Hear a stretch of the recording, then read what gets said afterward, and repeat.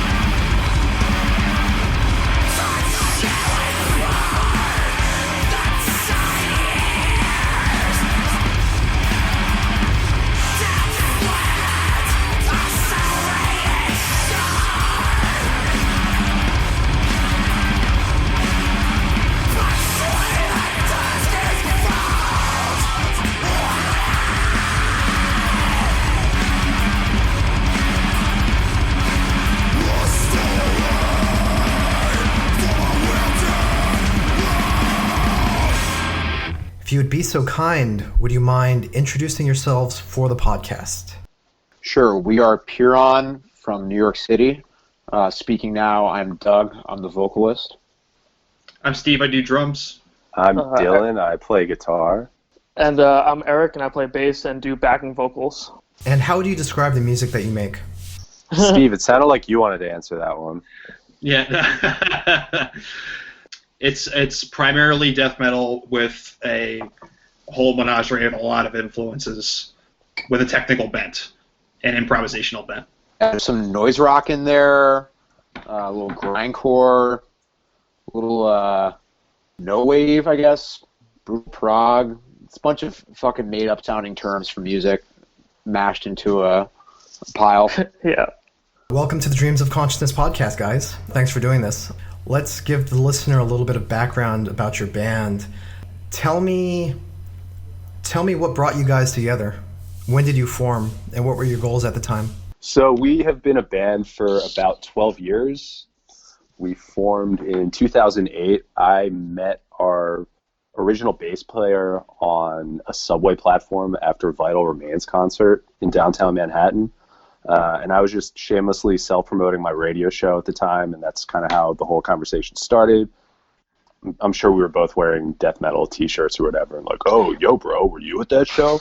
So anyway, he introduced me to our original drummer, Alex, and that was really kind of the original nucleus of the band.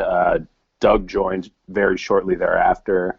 Doug was a friend of mine from back in Philadelphia, where both him and I grew up. And then not too long after that, Erik ended up joining, and that was our first record. And then Steve, a few albums after that, ended up replacing Alex, and Steve has been in the band for our past 2 full lengths and almost 5 years now. How clear of an idea did you guys have of what kind of music you wanted to make? Early on, it was a little bit more straightforward. It's become, I would say, a little more abstract and far-reaching in terms of our goals for individual songs and overall records and stuff. But early on, we were mainly just playing death metal with a more kind of like forward-thinking spin. We're highly influenced by like Death, Suffocation, Atheist, Cynic. I'd say those were the bands that were the biggest influence very, very early on, and then since then it's changed a lot, but that was our foundation. Yeah, it was originally like slightly retro in a way, but that disappeared very rapidly. Yep. So are we talking that first EP that came out? That's right, yeah. That EP is really kind of the clearest encapsulation of that era of the band.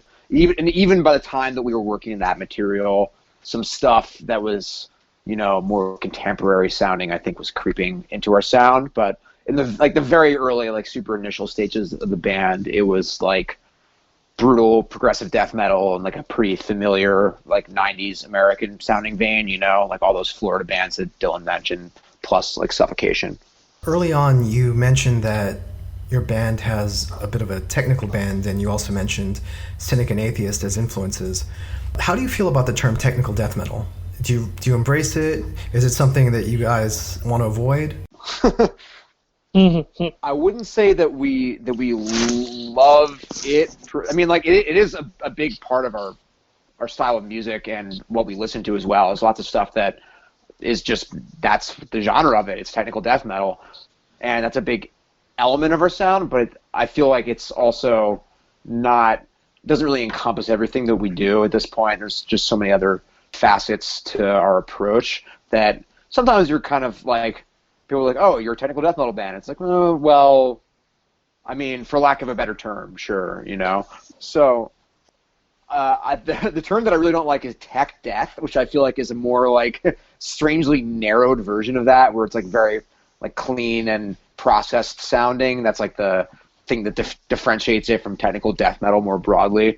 And that style of music I feel less kinship towards than like the broader construal of that term. But yeah, I don't know. It's a label. It's got its uses, and that's what it is. Yeah, I mean, we play death metal oriented music still, and it's technically oriented. Like, we have to practice the music a ton. Not all, you know, some of the parts are not like that, but there's plenty of stuff that it just requires a ton of work to get it where we want it to be. But I would say on a spiritual level, we've kind of disowned technical death metal, just in terms of like us being associated with that. I mean, the new record, it has elements of that, but it's kind of all over the place. And I feel like we've been kind of lumped in with technical death metal, and it just doesn't really make sense a lot of the time, in my opinion. Yeah. We end up playing some shows where we feel like we're just the odd man out by a lot compared to a lot of the other bands on the bill. So yeah, like so I don't think it's inaccurate necessarily, but I think the whole scene has gone in like the totally opposite direction that we've gone since the band started, essentially. Right.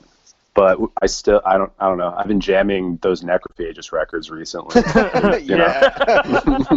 That's the thing. Yeah, man, I like that kind of music, but it's not something that I'm necessarily interested in playing at this point. Yeah. Much respect, but that's like only sort of kind of in a very limited way what we're doing. That's what it boils down to.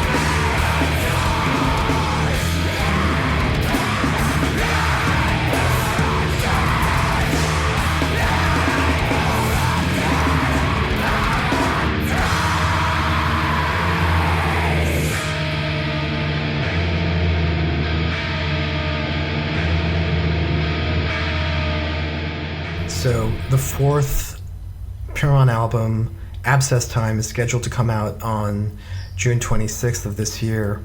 Tell me a little bit about this album. Tell me how it came together. Well, I guess one difference with this album than previous ones is that we did some writing in the practice space together as a group, where usually we just bring songs individually that we have like sort of skeletons of, or like a bassist on a whole instrument.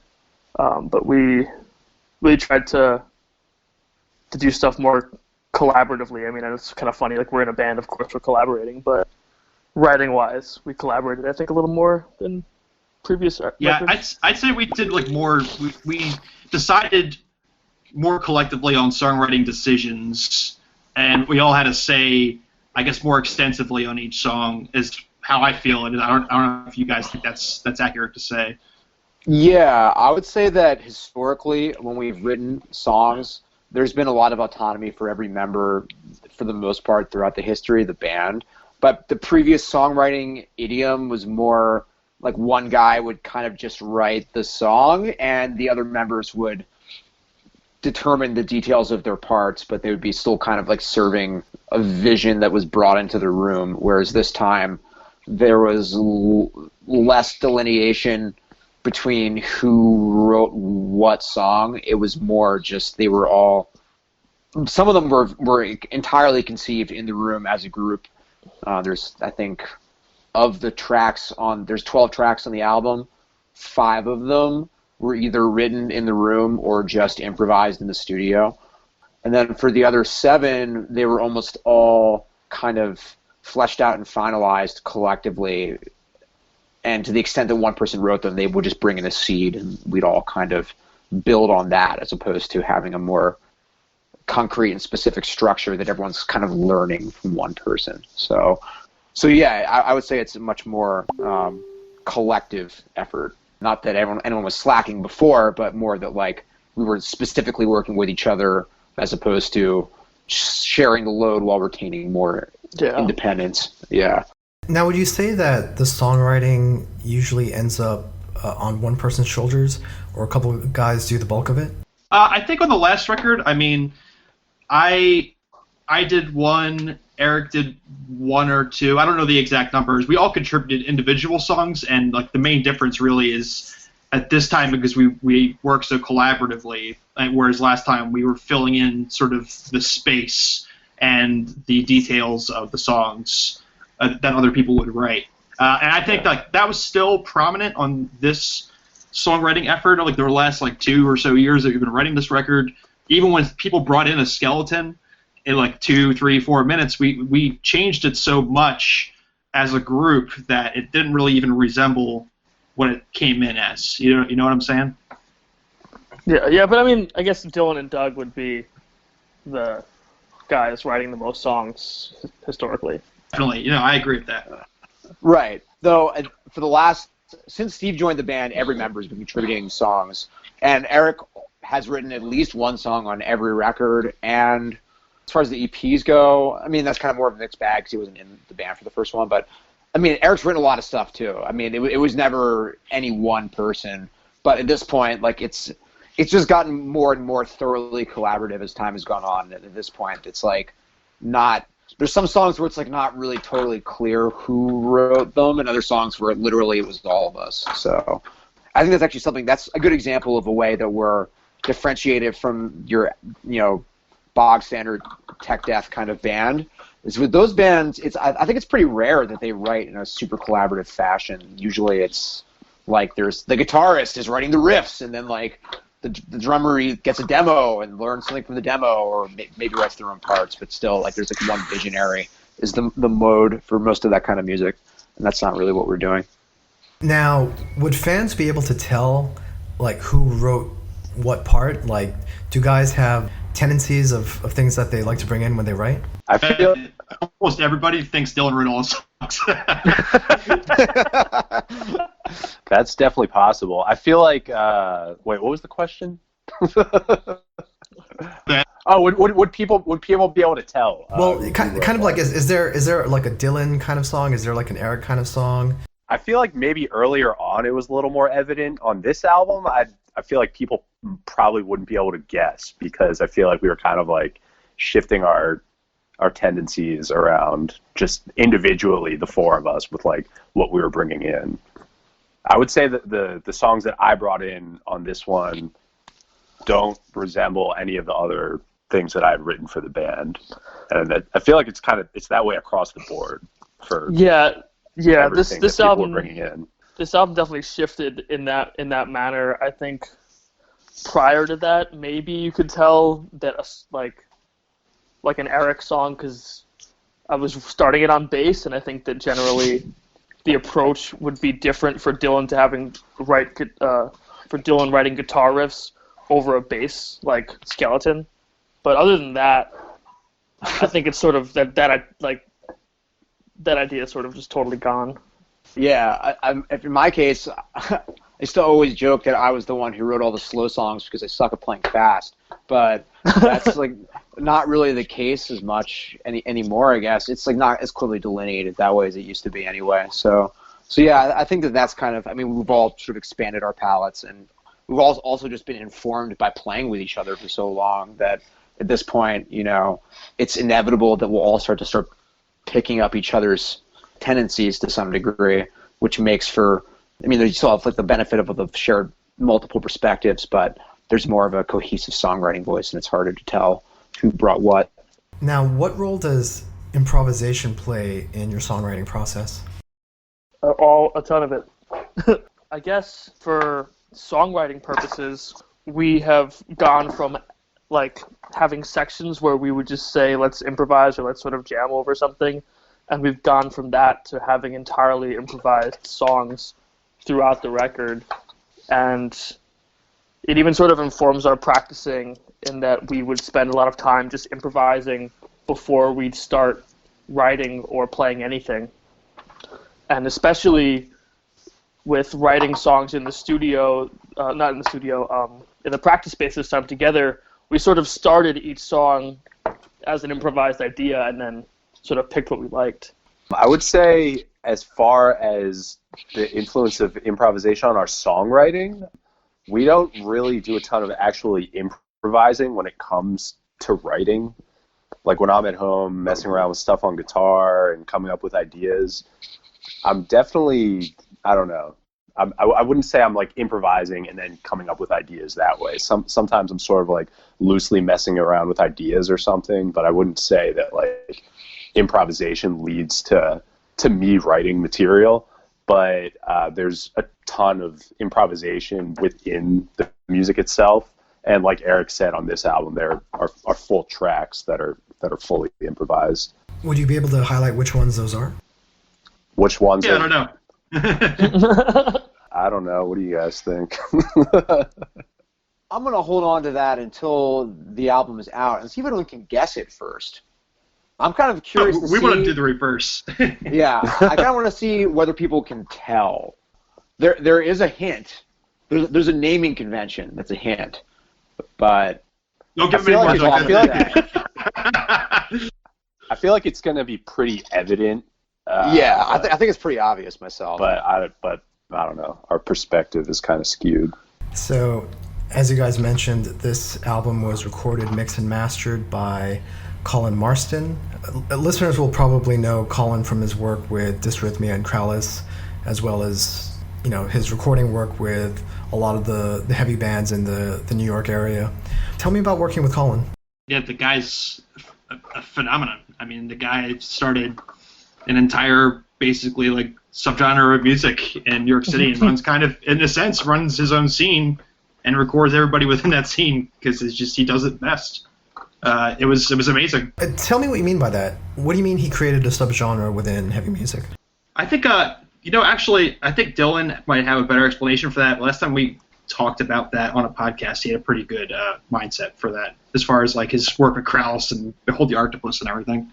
I don't remember what my answer was, but I mean, Colin's definitely been at the center of the New York City metal scene since like 2005-ish, something like that. I think that's around, well, probably even before that. He was living in New York. But so like the early 2000s, basically. And he is kind of like at the center of so many cool things that are happening in New York. He's like sort of the very middle of all of it. I mean, he's in several cool bands, but then a bunch of people that he's in bands with are in other bands, and then it's all sort of connected through him, essentially, especially because he's the one recording a lot of the music. So, like, anything from his bands, like, you know, Krallis, Behold the Octopus, Dysrhythmia, all super, you know, forward-thinking, bizarre, singular types of bands with, like, a, you know, similar undercurrent. And then, you know, you've got breaking off of Krallis, all the Mick Barr stuff, which, you know, is totally dizzying and just like daunting just thinking about all the stuff that he's done. I feel like he's kind of the Steve Albini of his time and place, you know, a guy who like is, you know, this like super prolific and, you know, talented performer and, you know, composer in his own right, but then also because of his like recording prowess, he can, you know, facilitate a lot of other people's visions in a way that still has his stamp on it. I don't know, like, I mean, he's the man, and everyone kind of knows that about him. I think if you asked him whether he started any genres, he would probably say no. But he certainly like he helped to create a niche for something that it's like certainly a space that Pyrrhon moved into. It would have been a lot harder for us to get started if he wasn't around. He has mastered all of our recordings and mixed several of them now. You know, so he's like a longtime ally of the band, obviously. So, yeah, I don't know. Like, he's a great guy. He's great to work with. He's fucking hilarious. Like, we just talk about dumb shit when we're there the entire time, and it's like a very laid back environment to make a record in. So, yeah, he's great, and everyone should hire him because due to the plague, he just, you know, like everyone else, he could use some business right now. So, hit him up. Yeah, he's still doing remote mixing and mastering work. Just FYI, he will do that for bands who happen to have recordings and need mixing and mastering. So this idea that he's a figurehead or he spearheaded a subgenre within the New York metal scene is interesting to me because it ties back into what we were talking about with your music and, you know, whether or not you guys are a tech death band. Because I think within the New York area there are a bunch of really interesting bands. You know, Krallis would be one, Pyrrhon would be another. I think Imperial Triumphant kind of fit into that, where you can say that they're technical or progressive, but there's also a great deal of discordance and, you know, even influences coming from, I guess, what's called like chaotic hardcore, mathcore, stuff like that, bands like Dillinger. And all these influences kind of are all boiled together, and it's you can't say the bands necessarily sound alike, but there is a similar approach to these bands coming out of the New York area. Do you feel that? Yeah. There's definitely just been a weird New York thing going on for some time, and Colin is definitely involved and, like Doug said before, facilitated that kind of music. Imperial Triumphant before, like, I used to play in that band, and so did our original drummer. It's sort of like this own little world where people get to work with each other and sort of vibe off of each other. So there's definitely a New York thing and a dissonance, a sort of aggressive dissonance involved in a lot of the music that comes out of here. And I guess Colin would be a sort of facilitator in that way because he's linked to a lot of the weirder jazz and improvised and experimental music that goes on in New York that isn't metal. And that shit's all been around here for a long time, too. Yeah, it's like, it goes way before the time period we're talking. Yeah, like, this goes all the way back to the fucking 50s in New York, you know? Like, whatever we're doing is just, like, one tiny little offshoot, the baby descendant of it, you know? So yeah, like, I would say that, you know, the little niche that we're part of, that's, like, a thing that, you know, it's a rare, like, regional sound. You don't get that too much in today's music world. You know, most sounds are just instantaneously globalized by the internet, so it's a little weird to have, like, a discrete sound coming from somewhere. But it also is just, like, the latest iteration of this, like, you know, bizarre, discordant, intense energy that just is New York City and has been since long before most of us, I mean, any of us were born, so... Yeah, it's funny. New York is a city that John Zorn played in for a long time, and it's also the city that produced Suffocation, and now you're seeing bands that kind of draw from both those traditions, if you know what I mean. Yeah, I'd say that sounds like us. Yeah, we're I feel like we're pretty conscious of that. Like all the different, just like the super broad variety of like subspecies of super dissonant, aggressive, just like, you know, long-term unviable music that this place has produced. I mean, we all like most of that stuff, so it's been, you know, definitely a direct source of inspiration for us in our creative decision making, because it's just around you all the time here. Yeah, I mean, I think another thing that could be said about us and Krallis and Imperial Triumphant and a lot of the other people who we consider like we have a kinship with them, because we feel like explorers and they feel like explorers, because they're not just locked into sort of like brutal slams or like Zorn jazz. They're exploring a number of different influences and are open to trying like a lot of different stuff. And you tie that with the tradition of, you know, New York City, and I think that's probably why people can draw parallels between us and Krallis and Imperial and, you know, a bunch of other bands, because that kinship exists, even though we don't really sound like each other.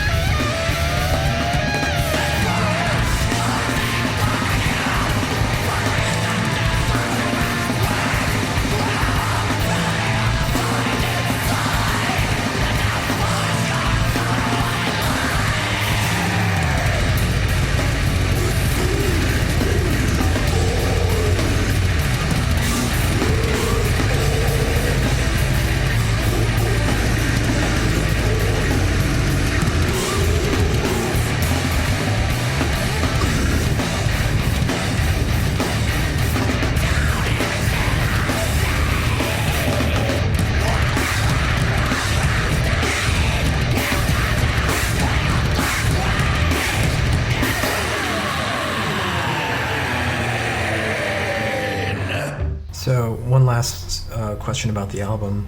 Doug, can you tell me a little bit about the lyrical themes? Is there an overarching concept to the lyrics? So when people ask if there's an overarching concept, any answer that sounds like yes puts you in concept album territory, and that's like not really what I'm doing. I guess there's some like motifs, you might say.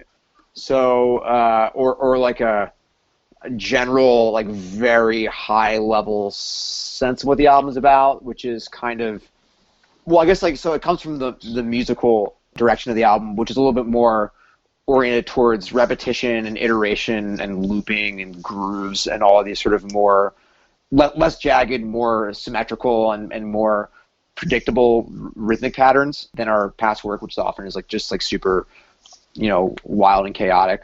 There's still that element, but we're kind of tempering that with more of a like sort of, I don't know, almost droning quality. And so in responding to that, I find myself writing a lot of lyrics about work, the way that it sort of consumes all of your time and all of your energy, how it becomes to constrain what you're capable of being in life and constrain how you can even think of yourself.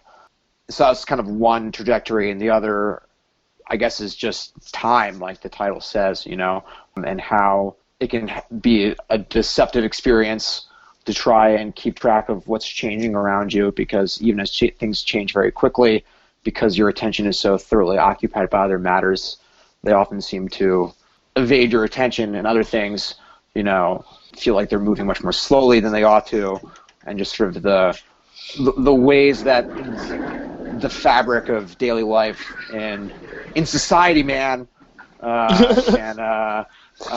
can distort your experience of time. I don't know, like it's those things were all things that were rattling around my head while I was writing them. But I think if you could read the lyrics and not have known that any of that was there, then you might not ever think of it. So it's hard for me to speak about it accurately at a high level, because there's a big gap between what I was feeling and what ended up on the page. That's like the mystery of being a writer, of this kind of stuff. So yeah, I don't know. That's my take on it, but I think that there are lots of other valid ways to read it, probably. Usually at this point in the interview, I will ask a band what they have planned for the future in terms of tours and festivals and promotion and stuff like that. Obviously, we're in the middle of a global pandemic, and there are no tours and there are no festivals. So I don't know. What were the original plans, I guess, and how are you guys pivoting with everything that's going on? How do we? So that got dark. That's a great question that you're asking right now. I knew how to answer it. We're working on it. But... Okay, so maybe I should say that in the last few weeks, most of the interviews I've done have been one-on-ones with people who've been socially isolated, and so I think there was a sense that everyone was kind of. I think it would be fair to say we're all a little bit scared, right? Right. Yeah, definitely. Yeah, on the paranoid side of things. Yeah, but also kind of bored and kind of stir crazy, and so. Yeah. Yes. Also, yes. And so everyone kind of wants an excuse to vent about things, but. Just in terms of you guys, I mean, how have you been dealing with this? Well, in my case, playing a lot of guitar. Yeah, I mean, mostly just trying to find ways to channel our energy into. I mean, I think that it's fair to say that all of us like to stay in, not all the time, but we all do it a fair amount. So we're all able to switch up into that mode when we have to, but. I don't know, a lot of the experience of living in the city is finding ways to creatively release pent-up energy when you're stir crazy, because you're trapped inside a lot of the time. So in my case, I've been working on learning web development, which is a pursuit for those who are trapped inside, if ever there was one. Yeah, man, perfect timing. Right? Like honestly, you've got that's the best job you can do right now. Yeah. I'm going to engineering school currently over the internet. which is not a good job for this situation, and occupying my time. I mean, I don't know about that. It seems like we're looking at building plenty of field hospitals. Right, yeah. Well, I gotta make it out of this thing first, man, you know? Yeah.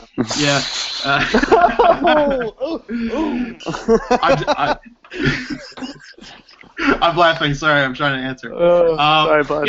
Yeah, man, we're just, you know, we're just chilling. We're just trying to, like, read and occupy our minds. I picked an old friend, BioShock, back up on PS4 to kind of, like, disappear for an hour or two whenever necessary. You know, whatever we could do to kind of take our minds off of things, because the news is, as you know, it's just kind of constantly bad. I would say that we lucked out in that we finished our album before things got serious. Jesus Christ. Man. So we really got lucky. That would have been such a huge disappointment if we had to postpone that. I mean, there are many bands that we're friends with they had to push back their recording plans, and you know, to answer your question, we were going to tour, of course, around the album, because obviously, but at this point, it's pretty dubious whether we'll be playing any shows for the rest of the year. Who knows? So, I mean, we're like anybody else. We're doing whatever comes to hand to stay sane during this. But fortunately, this is a really good time in history to be trapped inside, because we have endless electronic shinies to grab our attentions at all times. Sad truth. Yeah, I would say that being quarantined in 2020 is quite different from being quarantined in 1912.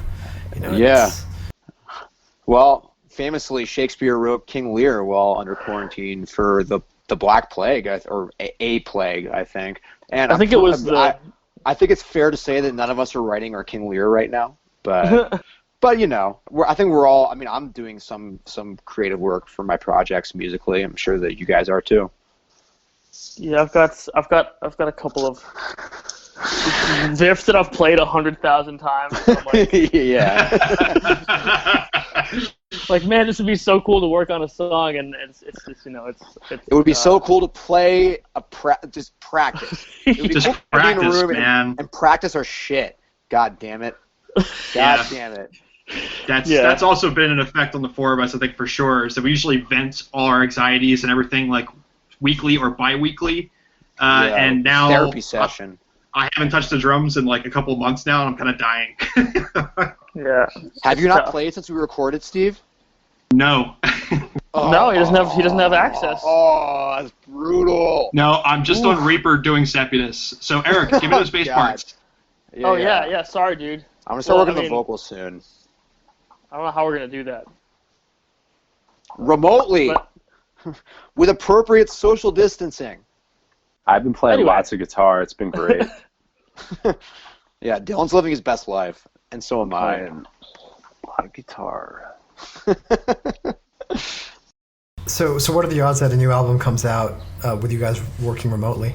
I mean, if we had to do it, we would do it, but hopefully that's not gonna come. Yeah.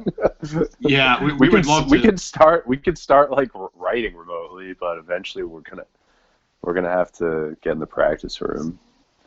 Yeah.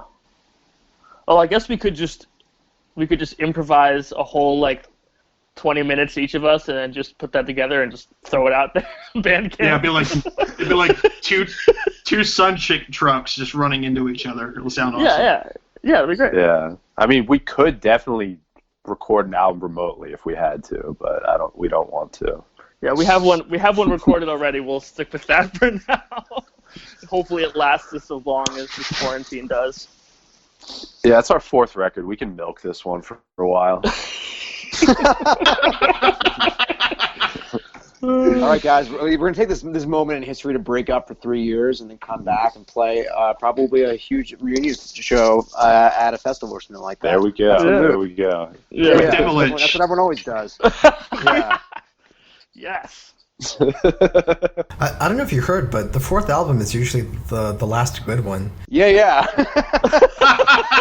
That's what I'm You've saying. heard it here first, man. Exactly. That's what I'm Yeah. saying. We're milking this one. We're pivoting to exploiting the brand right now because we know that the good years have come to a conclusion at this point.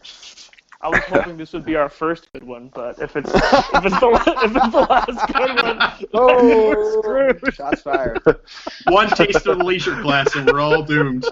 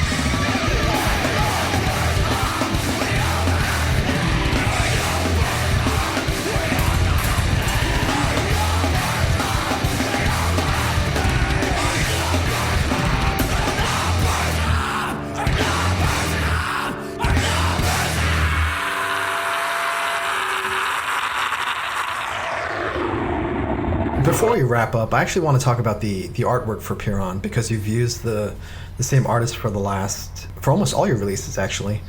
Tell me about Carolyn Harrison, how you met her, and why you chose her to represent the band visually.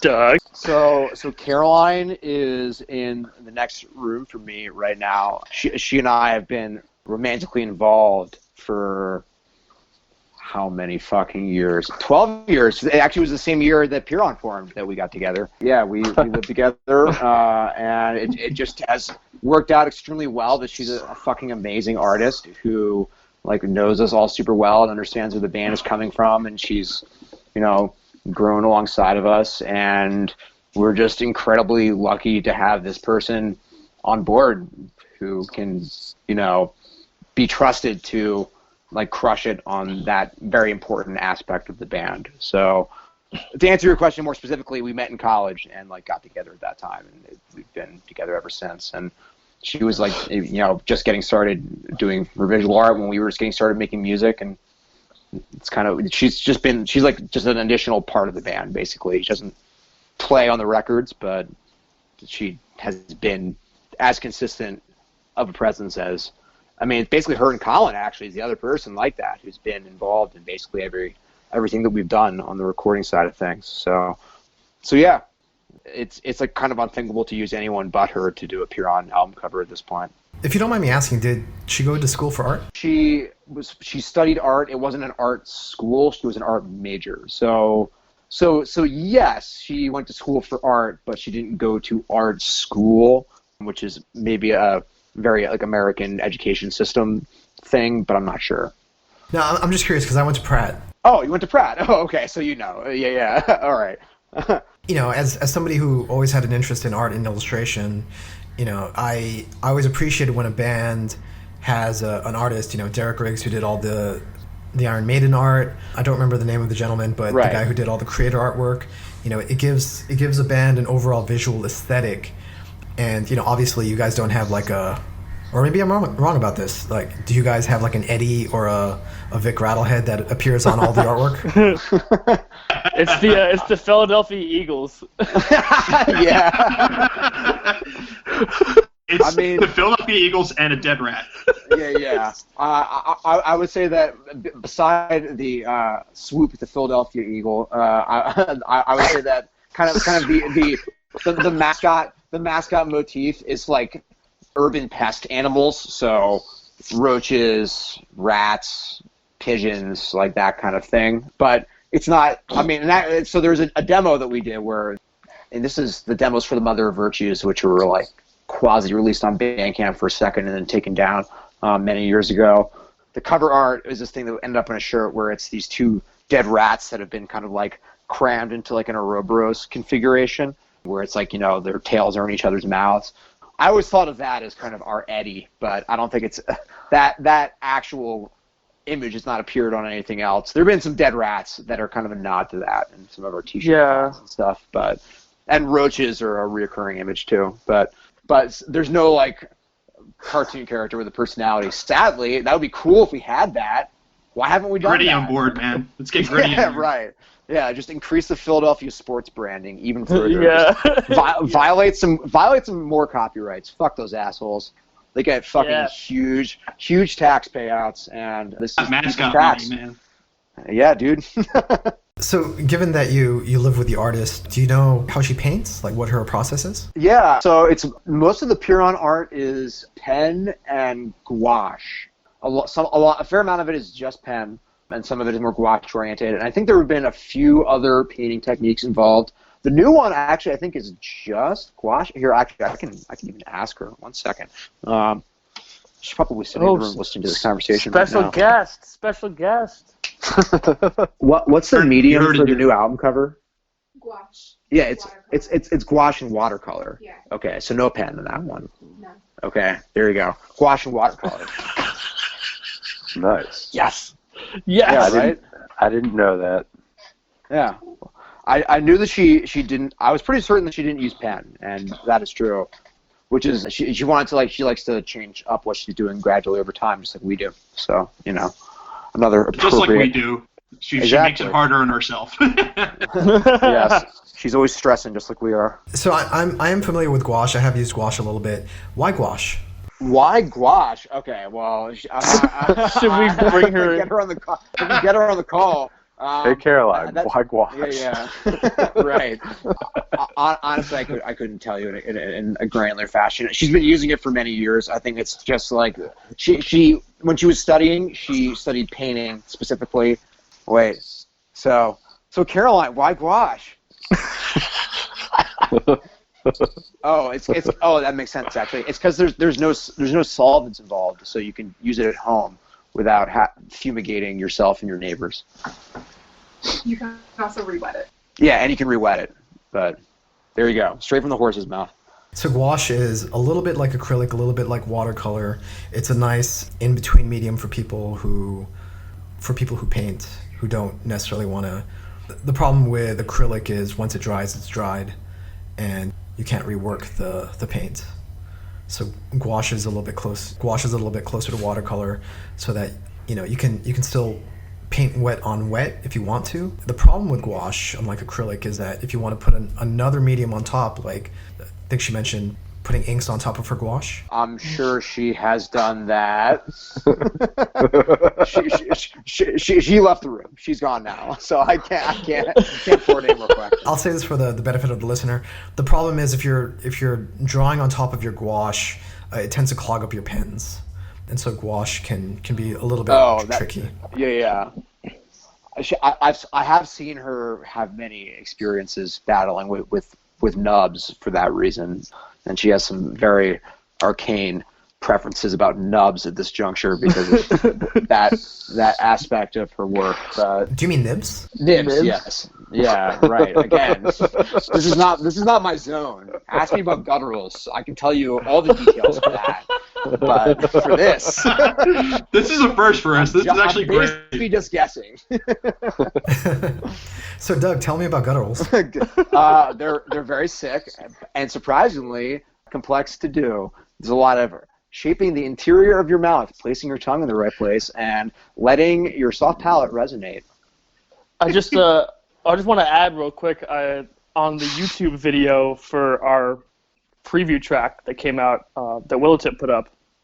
Someone asked if Will was on the record. It was on the song, actually. Oh! Will from Artificial Brain, who I don't know if you know is an excellent guttural vocalist. Really? So, Yeah. Yeah, Will has actually been on the podcast. Oh, really? He's a good guy. Oh, Nice. Yeah. Well, he's a good friend. He's a master of that style. I'm really dabble, but How serendipitous. But that's very, very, very. Yeah, I'm a little serendipitous. Not nothing. It's a compliment for sure. Very flat. Oh yeah, very super flattering. I mean, he's the king of that stuff in the New York City scene these days. Well, him and Paulo.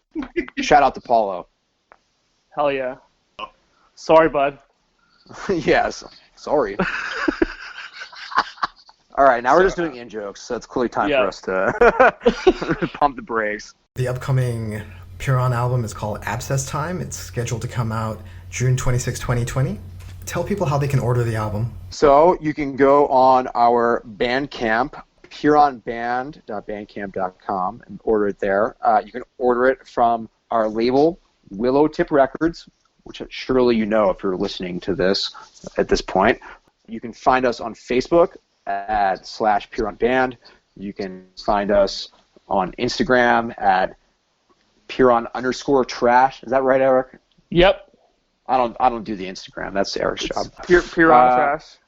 Yeah, and that's pretty much all we got. No Kickstarter because we're not a business and we're definitely not used to actually making money. So business as usual, actually. Yeah, right. So that stuff's just all just flying out the window like the rest of our money is, and like everybody else's right now. So anyway, buy our album.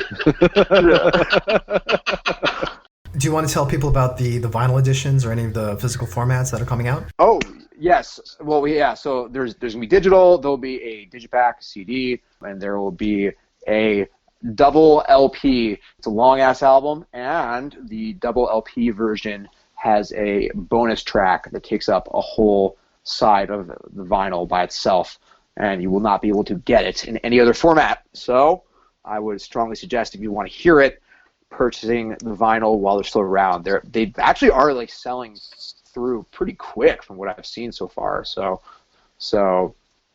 it's good. It's worthwhile. It's worth your money. Take it from me. Please. Yeah, please.